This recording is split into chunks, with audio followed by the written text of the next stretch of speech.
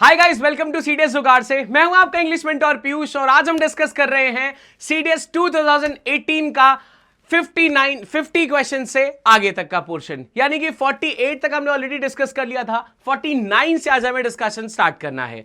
So let's read the directions. इसमें बेटा close composition है, ये कभी कभी क्लोज कॉम्प्रिहेंशन या कभी कभी क्लोज टेस्ट के नाम से दिया जाता है।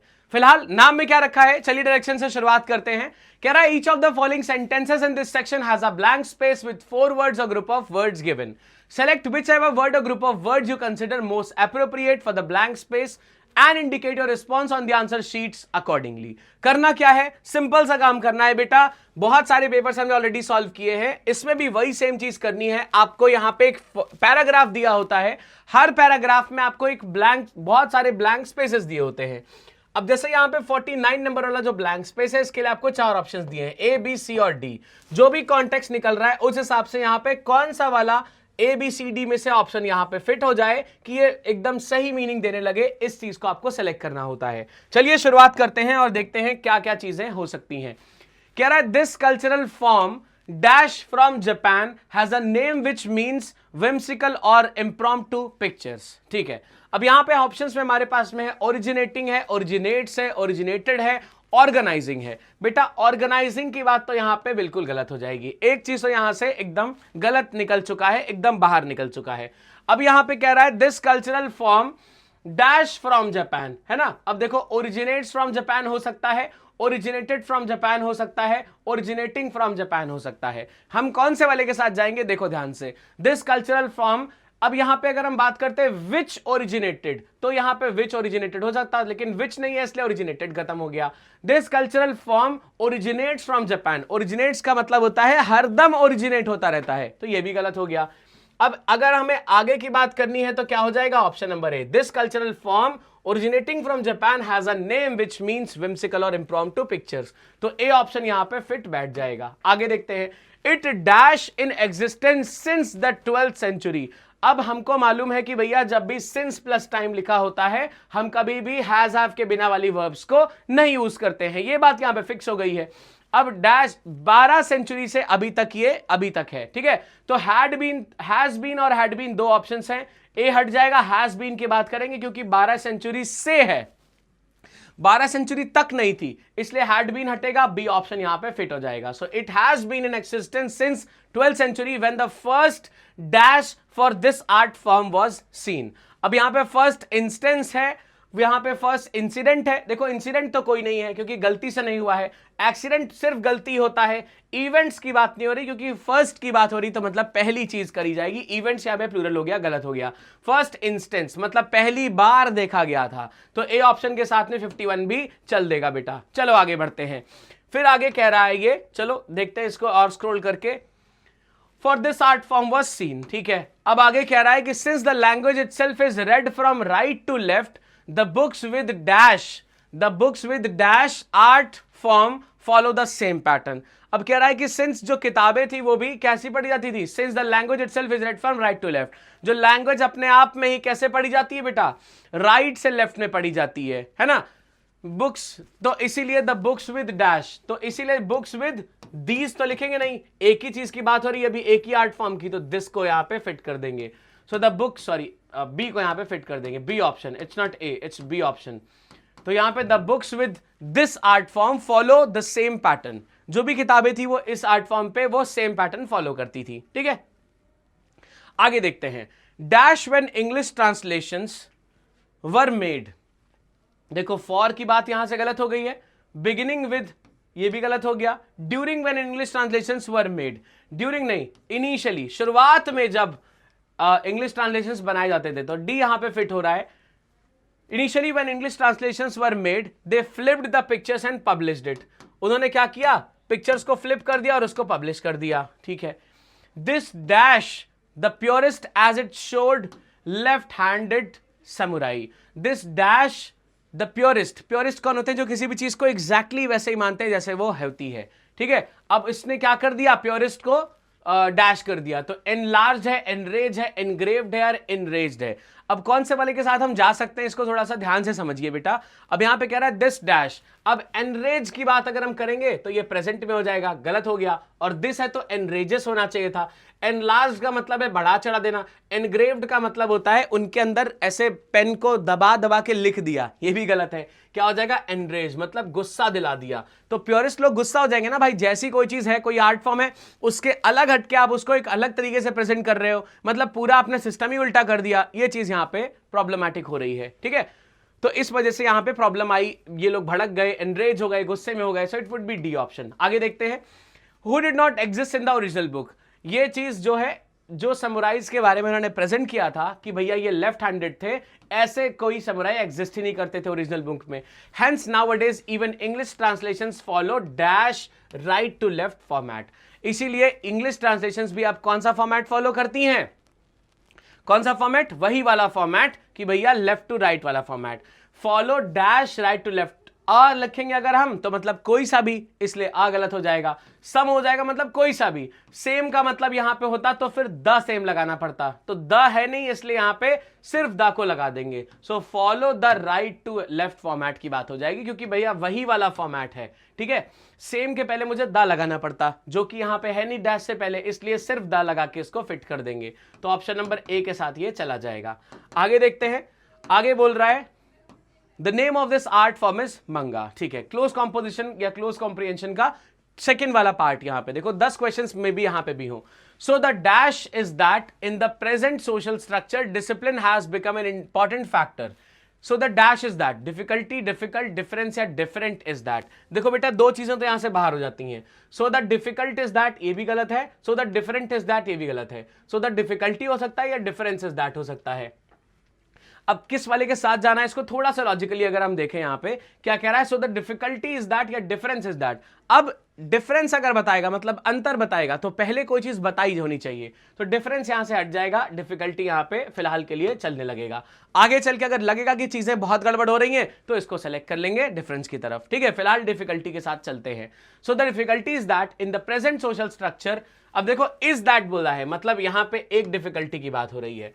In the present social structure, discipline has become an important factor because we want large numbers of children dash together, है ना। हमें क्या चाहिए कि बहुत लार्ज नंबर ऑफ चिल्ड्रन क्या हो जाए? एजुकेटेड हो जाए। We want large number of children to be educated, कि मतलब उनको पढ़ाई हो जाए। टू बी एजुकेटिंग गलत है, मतलब बच्चे थोड़ी पढ़ाएंगे। टू एजुकेट ये भी वही हो गया कि बच्चे पढ़ा रहे हैं, बच्चों को पढ़ाना है। एजुकेटेड नहीं, टू बी एजुकेटेड, कि भैया बच्चे पढ़ लिख जाए। एजुकेटेड का मतलब है ये स्टेट आ जाए बच्चों की, है ना, तो बच्चे पढ़ लिख जाएं, ये वाली बात होनी है यहाँ पे। Because we want large number of children to be educated, हमको क्या चाहिए? ज्यादातर बच्चे पढ़े लिखे हुए चाहिए। So together and dash, and dash, ठीक है, इसका मतलब है एंड डैश मतलब as quick as possible, as quickly as possible as या क्विकली। एज पॉसिबल एज का कोई मतलब नहीं है, टुगेदर एंड डैश। सो यहां पे as quick as possible, as quickly as possible. अब हमको यहां पे पता लगाना पड़ेगा कि भैया इन तीन में से कौन सा करेंगे। एक तो यहां पे बाहर निकल गया, लेकिन इसको अगर ध्यान से देखो तो यहां पे वर्ब की बात हो रही है। We want large number of children to be educated, इनको जल्दी जल्दी पढ़ा देना है। तो वर्ब के कॉन्टेक्स्ट में जब हम बात करते हैं तो क्विक तो हो गया बेटा एडजेक्टिव, ये नाउन के केस में लगेगा, इसलिए क्विकली की बात हमें करनी पड़ेगी। एज क्विकली एज पॉसिबल, सिर्फ क्विकली से यहां काम नहीं चलेगा, ठीक है। Together and as quickly as possible, तो बी वाले के साथ में यहां पे फिट हो जाएंगे। चलिए आगे बढ़ते हैं, नेक्स्ट क्वेश्चन देखते हैं आगे क्या बोल रहा है। एजुकेटेड टू बी व्हाट, क्या करने के लिए एजुकेटेड होना है? टू बी बैंक क्लर्क्स और सुपर सेल्समैन, कैपिटलिस्ट और commissioners. When you are a superman dash age or a super governor or a subtle parliamentary debater, what have you done, ठीक है। When you are a superman, जब आप एक Superman होते हो, या जब आप सुपरमैन हो किसी के तरह के, of some kind, of same kind, of some या ऑफ सेम। देखो ऑफ सम और ऑफ सेम तो बिल्कुल बाहर हो गया क्योंकि काइंड मिसिंग है, आगे कहीं लिखा नहीं है। ऑफ सम काइंड या ऑफ सेम काइंड, सेम का मतलब है पहले बताया हो, तो नहीं बताया है तो क्या हो जाएगा? Of some kind. Superman of some kind, कोई भी तरह का सुपरमैन हो, कैसे? चाहे सुपर गवर्नर हो, चाहे सटल पार्लियामेंट्री डिबेटर हो। व्हाट हैव यू डन, आपने किया क्या है? You are probably very clever, full of facts, anybody can pick up facts, but we are human beings, not factual machines, not dash routine automators. हम एक human being है, हम कोई machine नहीं है जिसने सारे फैक्ट्स को याद कर लिए हैं और फिर जहां पे जरूरत पड़ी वहां पे उन चीजों को मतलब सामने रख दिया या फिर निकाल के ले आए, ठीक है। Not factual machines, not dash routine automatons है, ऑटोमेटर्स होना चाहिए, I guess this should be. हाँ, beast routine automators, bare routine automators, beastly routine automators या bare routine automators. See but we are human beings, not factual machines, not beastly routine automatons. अब यहां पे bear हट जाएगा, bear का मतलब तो बिना कपड़ों का हो गया, बियर भी नहीं होगा, यहां पे बीस्ट हो सकता है या बीस्टली हो सकता है। हमारी जब क्वालिटी बताई जा रही है तो क्वालिटी के कॉन्टेक्स्ट में बीस्ट तो नहीं यूज करेंगे, it would be beastly routine automators की बात होनी चाहिए। So 60 would go with option number C बेटा।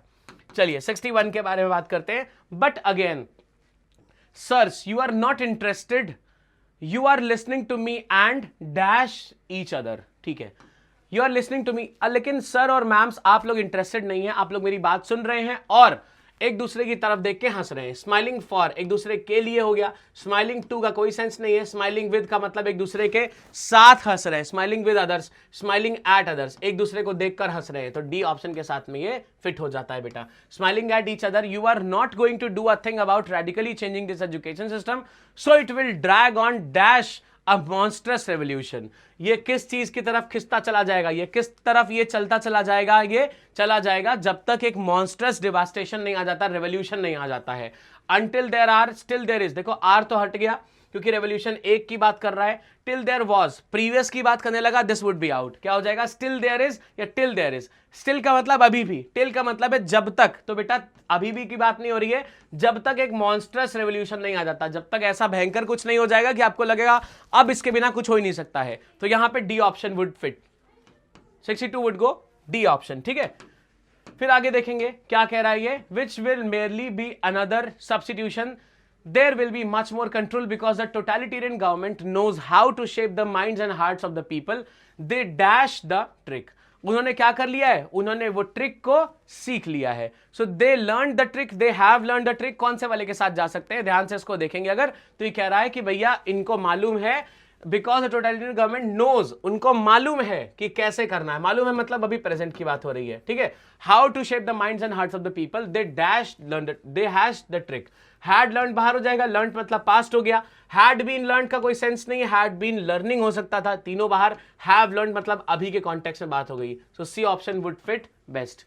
क्लियर है, 63 जाएगा ऑप्शन नंबर सी के साथ में। चलिए आगे बात करते हैं नेक्स्ट क्वेश्चन की। नेक्स्ट क्वेश्चन है बेटा इडियम्स एंड फ्रेजेस का। देखो आपके एग्जाम में one of the most important context में से ये है, अक्सर पेपर में देखने के लिए मिलता ही मिलता है। तो चलिए शुरू हो जाते हैं, डायरेक्शन से पढ़ना शुरू करेंगे। कह रहा है given below are some idioms and phrases followed by 4 alternative meanings.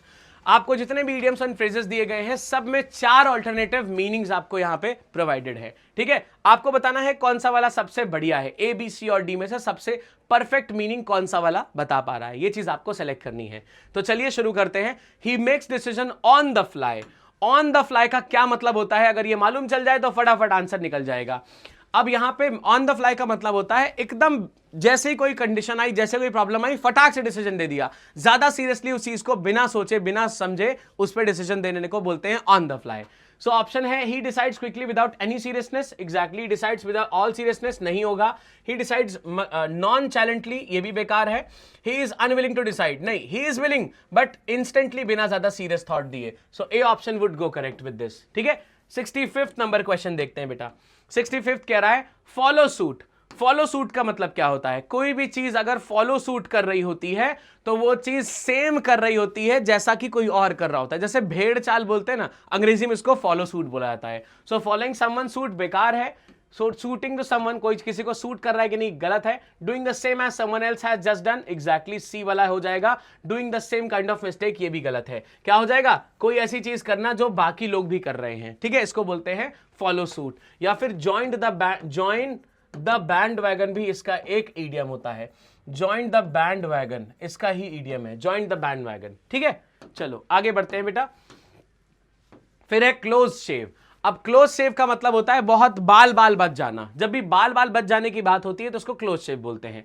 अब यहां पे देखो शेविंग वेरी क्लोजली बाहर है, मिराक्युलस एस्केप, अब एकदम मतलब ऐसा लगे कि भाई बाल बच गए, मौत को छू के टक से वापस आ गए, तो बी है यहाँ पे करेक्ट चॉइस। चलिए आगे देख लेते हैं और कौन से ऑप्शन है। फिलहाल बी ऑप्शन यहाँ पे करेक्ट चॉइस मिल चुका है। नेक्स्ट है saving someone from danger. Save तो कर रहे हैं लेकिन बाल बच जाने वाला चीज जो होता है एकदम प्रिसाइजली बचाने वाला, उसको बोलते हैं क्लोज शेव। फिर इजी एस्केप भी बेकार है क्योंकि इससे कोई मतलब नहीं है हमारा।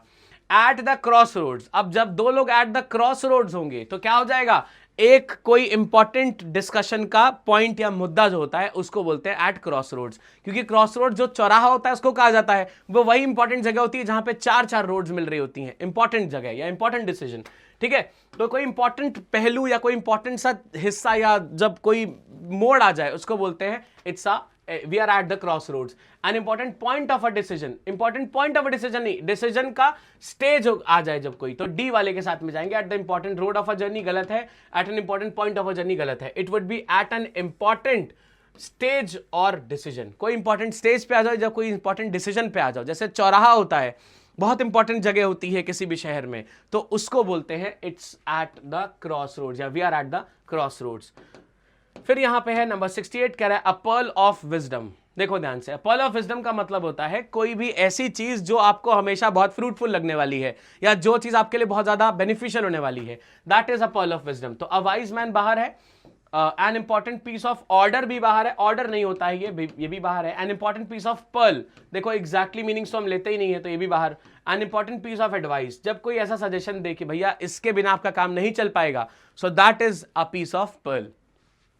चलते हैं अगले क्वेश्चन की तरफ। यहां पे ordering of words in a sentence की बात हुई है बेटा। इसमें कितने क्वेश्चंस हैं, 69 टू आई गेस क्वेश्चंस हैं हमारे पास में, 83, 84, 85, 86 क्वेश्चंस हैं यहाँ पे, 87 भी है। अच्छा, देन वी हैव 88, चलो 88 क्वेश्चन तक है। चलिए इसको फटाफट से सॉल्व करते हैं, देखते हैं चैलेंजेस कौन से लेके आते हैं, बट स्टिल ये वाले कंपैरेटिवली आसान होते हैं। किन से, ordering of sentences in a paragraph से। तो चलो यहाँ पे डायरेक्शन से शुरुआत करेंगे। Each of the following items in this section consist of a sentence the parts of which have been jumbled. इसमें भैया सेंटेंसेस दिए गए हैं जो इनके पार्ट्स को जंबल कर दिया गया है। These parts have been labelled P, Q, R and S and are given below each sentence in 4 sequences namely A, B, C and D. You are required to rearrange the jumbled parts of the sentence and mark your response accordingly. करना क्या है, ध्यान से समझिए। हर sentence को यहां पे 4 parts में डिवाइड कर दिया गया है, जैसे P, Q, R and S। आपको क्या करना है, आपको इन P, Q, R, S को एक साथ पढ़ना है। आपको लगेगा यार इसका लॉजिक नहीं मिल रहा है, तो आप फिर इन 4 में से बताइए कि कौन सा वाला लॉजिक अगर हम अरेंजमेंट में लगाएं तो ये बढ़िया मीनिंग देने लगेगा। इतना सा काम करना है। तो चलिए शुरू हो जाते हैं। पहला क्वेश्चन बोल रहा है have become integral to most people's lives. P शुरुआत नहीं कर सकता, P यहां से बाहर हो जाता है। ठीक बात, एक चीज समझ में आ गई कि P यहां से बाहर है। फिर बोल रहा है debate for years as the devices, ठीक है। Have drawn intense interest and safety questions about cell phones. बेटा देखो, आर ना शुरू करेगा ना खत्म करेगा, तो यहां पे आर शुरू कर रहा था और यहां पे आर खत्म कर रहा था, क्योंकि हैव से नाम शुरू करते हैं और एंड से हम खत्म भी नहीं करते हैं। तो 3 तो यहां से ऐसे ही बाहर हो गए। क्या बच रहा है, SRQP। एक ही ऑप्शन यहां पे बच ही रहा था, चलो SRQP को पढ़ लेते हैं। Safety questions about cell phones, have drawn intense interest and debate for years as the devices have become integral to most people's lives। Perfect, option number D के साथ में चले जाएंगे। देखो कितने आसान क्वेश्चंस भी आते हैं आपके एग्जाम में, जिनको करने के लिए मुश्किल से आपको 10 से 15 सेकंड्स का टाइम चाहिए। क्वेश्चन नंबर 70 पे चलेंगे। By means of education civilization to bring about it is difficult in modern and integrated individual. चलिए अब यहां पे देखते हैं कि शुरुआत करती है हमारे लिए S, R और P। तीन चीजें हैं जो शुरुआत कर रही हैं। चलो देखते हैं कौन सा वाला एग्जैक्टली हमारी शुरुआत कर सकता है। सबसे पहले बात करते हैं P वाला। By PRQS, by means of education it is difficult in modern modern civilization to bring about an integrated individual. अच्छा देखो, by means of education it is difficult in modern civilization to bring about an integrated individual. अब यहाँ पे PRQS देखो थोड़ा logic दे रहा था, इसको रखते हैं। फिर अब बात करते हैं SPQR की। SPQR देखो, an integrated individual by means of education civilization to bring about, गलत हो गया। P के साथ में Q यहाँ पे लॉजिक नहीं दे रहा है बेटा। चलो RSPQ की बात करी जाए। It is difficult in modern, R के साथ में S, modern and integrated individual, गलत हो गया। R के साथ में S, गलत है। चलो RQ पढ़ते हैं। It is difficult in modern civilization, ठीक है, it is difficult in modern civilization to bring about an integrated individual by means of education. Perfect, option number A would be preferred. D वाला logic थोड़ा कम सही लगा रहा है, तो ए वाले के साथ में चले जाएंगे। जब भी बेटा आपको अरेंजमेंट्स में ऐसा कंफ्यूजन हो तो आप हमेशा ये सेलेक्ट करना कि कौन सा वाला बेटर तरीके से चीजों को कह पा रहा है। It is that sorry, is that it is not professional enough, ठीक है, पी शुरुआत नहीं कर सकता, यहां पे एक ऑप्शन तुरंत बाहर हो गया, ठीक है। Have not done their homework, have not done their homework, क्यों यहां पे शुरुआत नहीं कर पाएगा, चलो फिलहाल शुरुआत नहीं कर रहा है। A valid criticism of the profession of politics in India as the majority of its practitioners, ठीक। अब शुरुआत करने के लिए हमारे पास में है आर और है हमारे पास में एस, चलिए एस वाली शुरुआत को पहले करते हैं। एस बोल रहा है as the majority of its practitioners, S के साथ में we have P, is that as the majority of its practitioners is that it is not professional enough, s के साथ में p, भैया s के साथ में जो p है इसका कोई सेंस तो नहीं बन पा रहा है, तो इसको यहां से हटाते हैं। अब बचता है rs और rp, चलो देखते हैं, पहले देखते हैं rs क्या बोल रहा है। A valid criticism of the profession of the politics in India as the majority of its practitioners, rs हो गया। rp देखते हैं, a valid criticism of the profession of the politics in India is that, बिल्कुल perfect है, r के साथ में p लगाएंगे तब यहां पे ज्यादा अच्छा बैठ रहा है। सो आर के साथ में अगर हम पी लगाएं, a valid criticism of the profession of politics in India is that it is not professional enough, ठीक है, आर पी। फिर एस बोल रहा है as the majority of its practitioners have not done their homework, perfect, S Q, मतलब यहां पे A हटेगा, क्या बन जाएगा, R P S Q would be the correct answer choice, B option के साथ में बेटा हम चले जाएंगे। चलिए नेक्स्ट क्वेश्चन नंबर 72 देखते हैं। 72 देखिए क्या कह रहा है। That suit partisan political objectives when great historical figures are appropriated, we are living at a time and reduced into stereotypes। S शुरुआत नहीं करेगा, C वाला ऑप्शन यहां से बाहर हो जाता है, ठीक है। अब बच रहा है R और P, चलिए P को पढ़ते हैं, PRQS, That suit partisan political objectives, P के साथ में R है, we are living at a time, बेकार हो गया, PR का कोई कनेक्शन नहीं बन पाया। RQPS and RQSP, let's read RQPS।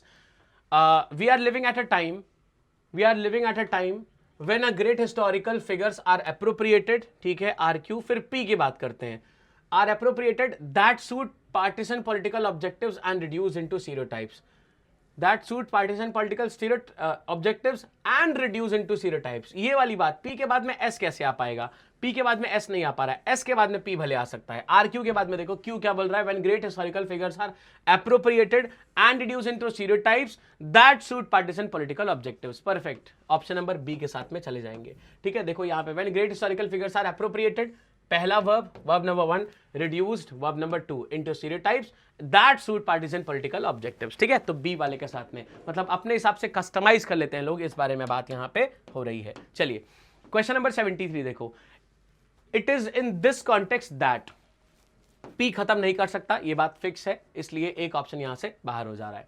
And prosperity, क्यों शुरुआत नहीं करेगा, चलो ठीक है। Must be viewed the role of agriculture as a provider of jobs, चलिए शुरुआत के लिए हमारे पास में P है और R है।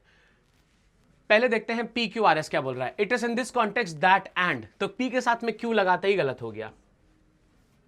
अब यहां पे RSPQ देखो क्या कह रहा है, the role of agriculture as a provider of jobs, it is in this context that and prosperity, PQ फिर से ही गलत हो गया। PRSQ देखो क्या बोल रहा है, it is in this context that the role of agriculture as a provider of jobs and prosperity must be viewed, अच्छा। PRSQ यहां पे 73rd में C वाले के ही कॉन्टेक्स्ट में सिर्फ अगर हम बात कर रहे हैं तो एक लॉजिकल अरेंजमेंट निकल रहा है, बाकी सारे तो नष्ट कर चुके हैं, सो C के साथ में चले जाएंगे and that would be our correct answer choice.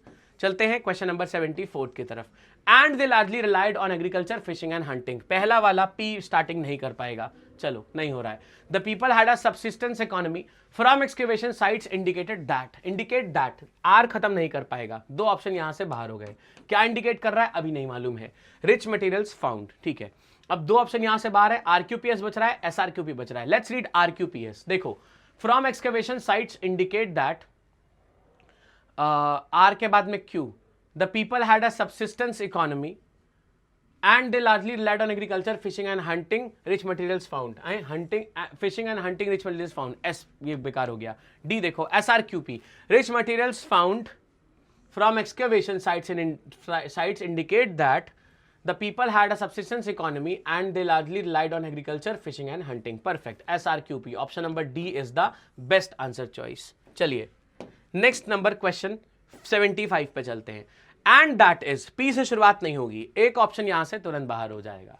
And that is to learn to say I am sorry, something important enough that, Q पे एंड नहीं होगा, चलो ठीक है, but surely there must be R पे खत्म नहीं हो रहा है, तो भैया आर वाला पॉइंट यहां से बाहर निकल गया, but surely there must be, तो आर शुरुआत भी नहीं कर सकता है। ऐसा अगर हमने बोल दिया तो हो सकता है कि शुरुआत ही कॉन्ट्रास्ट से शुरू हो रही हो, तो आर वाले 2 पॉइंट्स हैं, तो चलिए इसको हम आर से शुरुआत करके देखते हैं।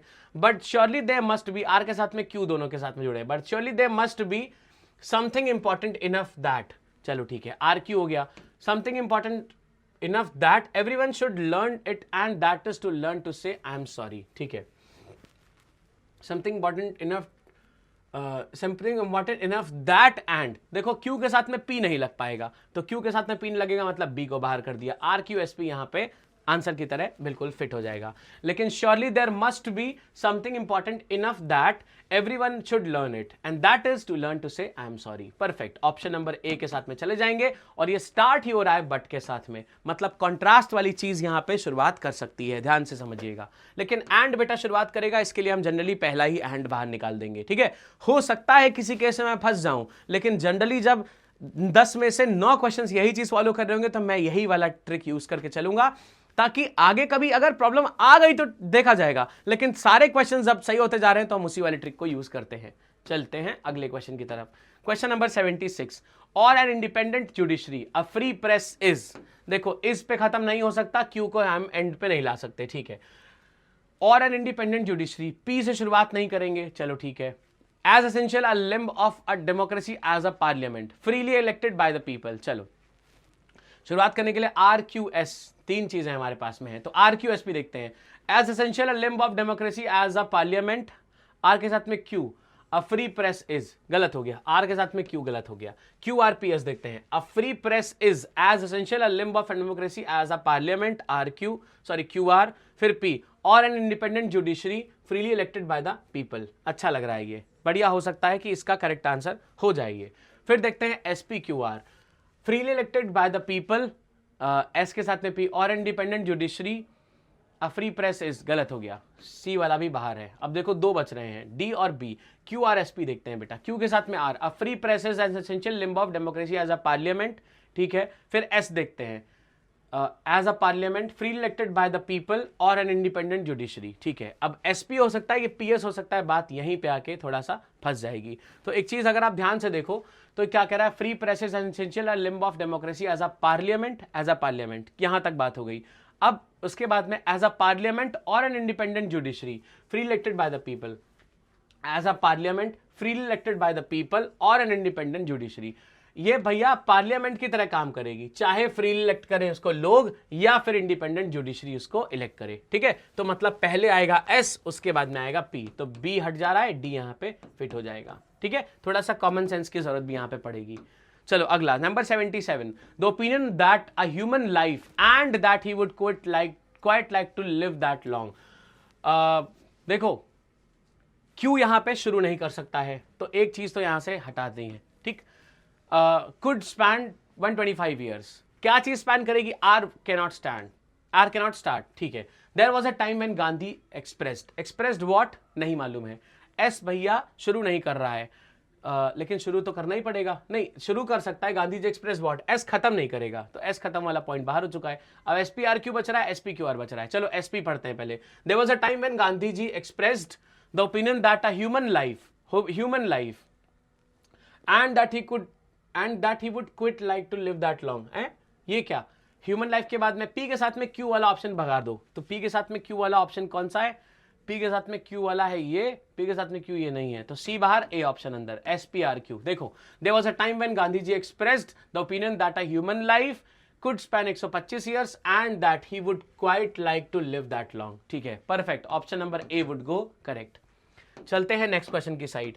अगला क्वेश्चन बोल रहा है, I must say what I feel. I am a votary of truth and Q cannot end. चलो P यहां पे C बाहर हो गया। To what I may have said before and I think at a given moment without regards. S cannot start. चलो बच रहा है R Q S P. Let's read it. To what I may have said before, I am a votary of truth and Q के साथ में S नहीं आ सकता, एक बाहर हो गया। अब Q के साथ में S नहीं आ रहा है तो QRPS और QPSR, चलो देखते हैं। Q R, I am a votary of truth and to what I may have said before, I must say what I feel and think at a given moment without regards, ठीक है। PS हो गया, QP के बाद में SR and think at a given moment without regards, I must say what I feel, I S के साथ में P। अब ये थोड़ा सा ऊटपटांग सा बन रहा है, लेकिन देखो ये सिंपल सा है बेटा। QR के साथ में अगर मैं PS लगाऊंगा, आई must say what I feel and think at a given moment without regards. अबे जब कह दिया है उसके बाद में थोड़ी सोचोगे, तो पहले सोचने के बाद में बोल सकते हैं। तो P के बाद में S नहीं, S के बाद में P, तो P के बाद में S नहीं, S के बाद में S के बाद में R, सॉरी एक सेकेंड रुकना।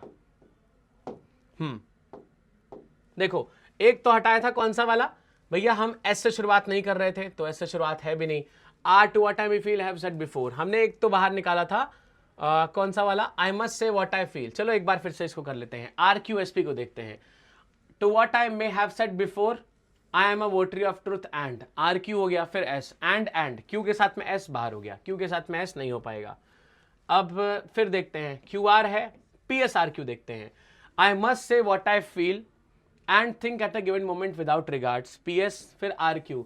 To what I may have said before, I am a votary of truth and, Q पे खत्म नहीं हो पाएगा, C वाला बाहर हो गया। दो चीजें यहां से बाहर हो गई बेटा, ठीक है, दो बातें यहां से बाहर हो गई। अब बच रहा है QRPS और QPSR। चलो QR पढ़ते हैं और QP पढ़ते हैं। QR पढ़ो, I am a votary of truth and, Q के साथ में P and I must say what I feel, ठीक है, Q के साथ में P अच्छा है, फिर Q के साथ में R पढ़ते हैं। I am a votary of truth and to what I may feel have said before, है truth and to what I may have said before, truth and what I may have before.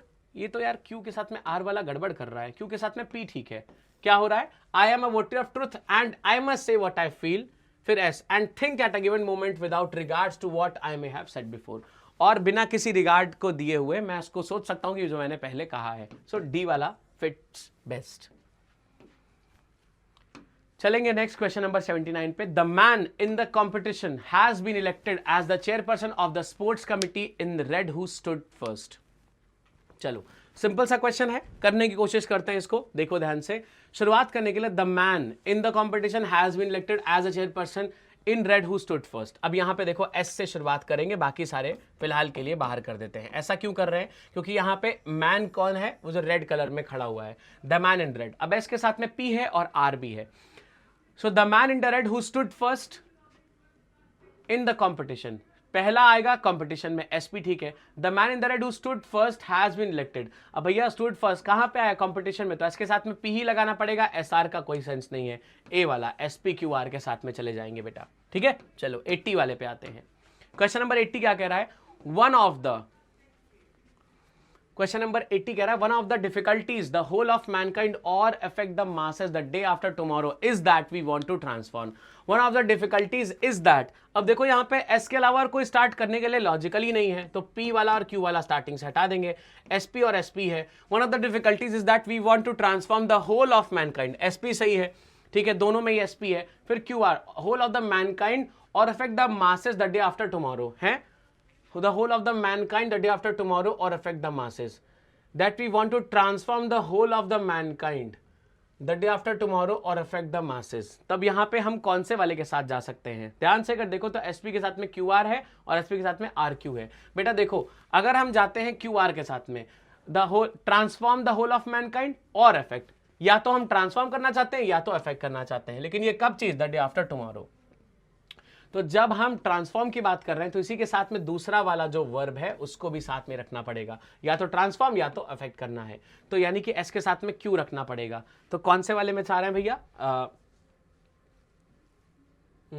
हाँ, transform the whole of mankind और affect the, तो P के साथ में Q रखना पड़ेगा, P के साथ में R यहां पे फिट नहीं हो रहा है, तो भैया P के साथ में Q रख रहे हैं, R नहीं रख रहे हैं, तो PR वाला बाहर, PQ वाला अंदर, तो A ऑप्शन के साथ में चल दिए हम, ठीक। चलो 81 के बारे में बात करते हैं।